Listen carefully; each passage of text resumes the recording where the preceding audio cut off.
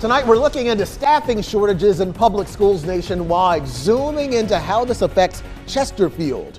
Thanks for joining us for 8 News at 11. I'm Eric Phillips. I'm Heather Hope. While teacher staffing in the county has improved, educators say the problem isn't over. Plus, parents are highlighting the lack of mental health counselors.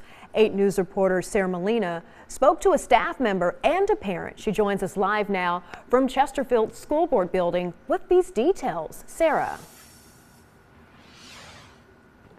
Heather, since the pandemic, public schools nationwide have faced staffing shortages from teachers to bus drivers to counselors. But here in Chesterfield, data shows that staffing is actually increasing. But educators say there's more to the story. Kids are not getting the skills that they need. And then we ask ourselves, then how are we failing our students? And it's all of that, just the lack of staff.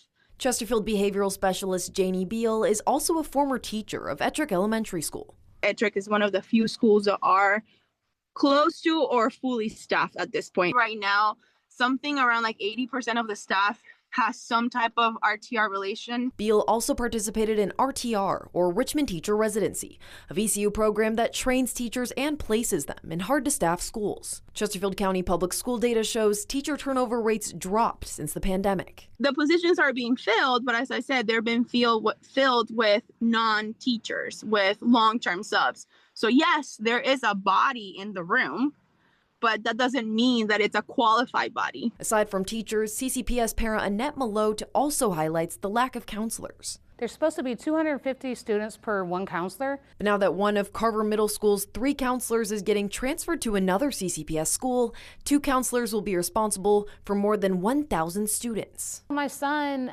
he's in the 8th grade. It makes me feel very abandoned and very lost because I don't know who to talk to and who to open up to. So Malote started a petition to stop the counselor from transferring to Falling Creek Middle School, another school she says likely has a shortage of the resources. There should be an increase in counselors, period. I think that's very important in these days and times where everything is changing, to have somebody that a student can go to that they trust and they respect.